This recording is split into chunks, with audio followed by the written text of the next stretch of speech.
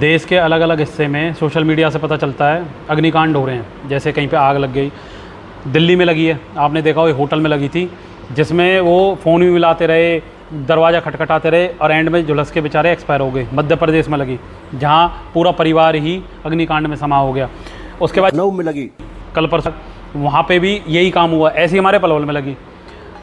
हमारे टैक्स से fire brigade department को बहुत सारा अमाउंट जाता है, और फायर ब्रिगेड डिपार्टमेंट की हिंदी होती है ये अग्निशमन, और ये फायर फाइटर होते हैं, ये एक जवान की तरह काम करते हैं।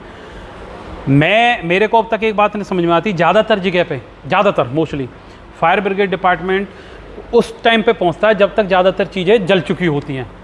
ज़्यादातर चीज़ें जल चुकी होती हैं। अभी पलवल में ही क्या हुआ, पलवल में जो अग्निकांड हुआ उसमें क्या होता है कि जब पहुँचे, जब तक ज़्यादातर चीज़ें जल गई थी, और उसमें भी एक कोई मशीन उनकी ख़राब थी, जैसे पता चला मुझे सोशल मीडिया से और आम लोगों से।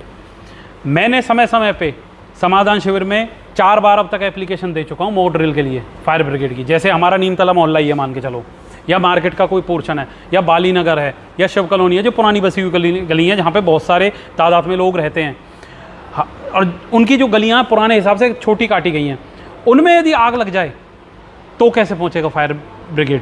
कैसे उसको आग को वो किया जाएगा, संभाला जाएगा? और उसमें तो सिलेंडर भी बहुत होते हैं घरों में, वो फटेंगे, कितना नुकसान होगा। और सबसे बड़ी बात जो यहीं आती है दिक्कत, प्रशासन को भी साथ देना चाहिए। जैसे मनारगेट में एनक्रोचमेंट है, एनक्रोचमेंट में से निकल ही नहीं पाएगी गाड़ी, और अब तक भी कोई छोटी गाड़ी का बंदोबस्त क्यों नहीं करा गया जो छोटी गलियों में जा सके? मैं बार बार आग्रह करता रहता हूँ, कब तक आपसे कहता रहूँ। अभी मैं डीसी साहब को कुछ दिन पहले ही देके आया हूँ समाधान शिविर में। आप क्यों नहीं करते मॉक ड्रिल? मॉक ड्रिल कहाँ करते हो? सचिवालय में या कहीं खुली जगह में। मॉक ड्रिल तो करना है ऐसी जगह में जहाँ पे पब्लिक रहती हो, जो लाइव उनको बताओ आपको कैसे बचना है, आपको कैसे क्या कुछ करना है इस चीज़ में। केवल फायर ब्रिगेड डिपार्टमेंट इस चीज़ के लिए कि कोई कमर्शियल प्रॉपर्टी है उसमें लाइसेंस दे दो, जो भी उनकी राशि होती है 2 लाख 2.5 लाख 3 लाख, इसके लिए ही केवल सुविधाएं। और अभी किसी भी प्रशासन के आदमी से, मान लो कोई ढाबे वाला ही है, उससे कोई चूक हो जाए तो 1 मिनट में सारा प्रशासन आ जाएगा, उस पर दुनिया भर के टैक्स, दुनिया भर का FSI और जाने क्या क्या उसकी चीज़ों को निकाल देता है। उस टाइम तो बहुत मेहनती बन जाते हो आप लोग। लेकिन मैं आपसे यही आग्रह कर रहा हूँ कि जहाँ पे आग लगेगी, शायद ऐसा हो सकता है आपका भी कोई मिलने वाला हो जो उसमें जल जाए। शायद ऐसा भी हो सकता है कि आपका बाद में आप दर्द में रहो, दुख में मनाओ, या बेचारा अच्छा था वो ऐसे जल गया फलाना, उससे फ़ायदा नहीं है कुछ भी। और मैं तो ये भी कहता हूँ, यदि कोई अग्निकांड हुआ है, साफ तौर पे अग्निकांड कोई हुआ है, तो फायर ब्रिगेड डिपार्टमेंट में जितने भी ऑफिसर्स हैं हमारे, उनकी सबकी 6-6 महीने की तनख्वाह काट के उनको दे दो। मैं तो यही कहूँगा। दूसरा, मॉक ड्रिल से ये भी पता चलता है समय समय पे कि यदि कोई मशीन ख़राब है, पता तो चल जाएगी कि मशीन ख़राब है, आप समय रहते उसे देखभाल तो कर लोगे। अब मेरे जैसा आदमी बार बार एप्लीकेशन दे के किसी दिन थक जाएगा, वही आप चाहते होंगे शायद, क्यों नहीं करते आपकी कार्रवाई? किसी का पूरा परिवार चला गया इसमें ही आग में, तो ऐसा मत करो। जहाँ इनक्रोचमेंट है वहाँ हटाओ। जहाँ पे भी आपको लगता है मॉक ड्रिल करनी है वहाँ मॉक ड्रिल करो, तंगलियों में करो। तो मेरा यही आप लोगों से निवेदन है। एंड में आप बिल्कुल मुझे परेशान कर दोगे, मैं न्यायालय जाऊंगा, मैं बहुत सारी चीज़ों को खोदूंगा, निकालूंगा, फिर आपको बुरा लगेगा ये सारी चीज़ें।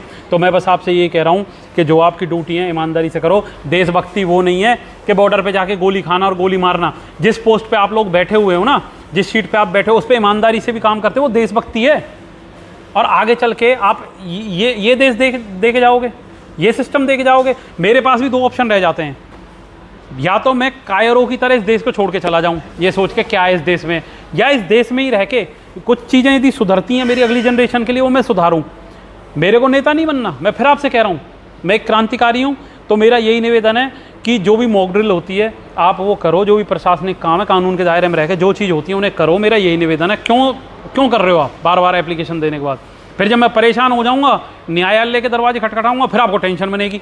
क्या फ़ायदा उस चीज़ का?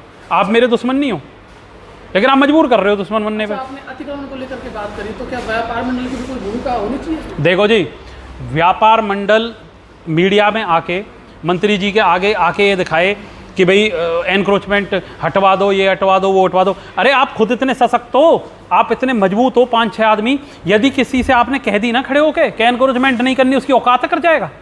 लेकिन आपको तो गुड बुक्स में आना है, आपको गुड बुक्स में आना। आपको तो ये है कि हमारे मंडल के जो अध्यक्ष थे वो बड़े अच्छे थे। क्या करोगे अच्छे और बुरा सुन के? जब आप राजनीति में आ गए हो, यदि नेता बन गए हो, अध्यक्ष बन गए हो ना, तो बुराई भलाई से आप बहुत परे हो। खुल के बोलो, और यदि आपके बस की नहीं है तो पद को छोड़ दो। इन पदों को मत रखो ये सुनवाने के लिए मेरे दादा इस पद पे रहे या मेरे चाचा इस पद पे रहे, केवल बस पद की गरिमा है, उसको समझो। पद के लिए जो काम यदि आपको लगता है एनक्रोचमेंट गलत है तो खुल के बोलो। यदि 20 आदमी आपके विपक्ष में होंगे तो 80 आदमी आपके पक्ष में भी होंगे, इस चीज़ की परवाह मत करो। तो मैं तो यही निवेदन करूँगा। अच्छा, आपने एप्लीकेशन दी थी डीसी ऑफिस में मॉक ड्रिल को लेके, डीसी साहब से मिले थे, क्या मुलाकात हुई थी, क्या कहा? 4 बार एप्लीकेशन दी है जी, एक बार नहीं दी, सारे लिखित में। मुझे पता है कानून लिखित मांगता, मैं लिखित में चलता हूँ जी, मौखिक रूप से नहीं चलता। डीसी साहब ने कहा उनसे, जो अपने अधिकारी थे, पहली बार तो फायर वाले समाधान शिविर में ही नहीं थे जी। डीसी साहब ने कहा कि मैं आपके घर से ही कराऊंगा मॉक ड्रिल। सबसे पहले मैंने कहा जी मैं बहुत वो हूँ भाग्यशाली, आपने मेरी बातें समझी। अब तक तो नहीं हुई।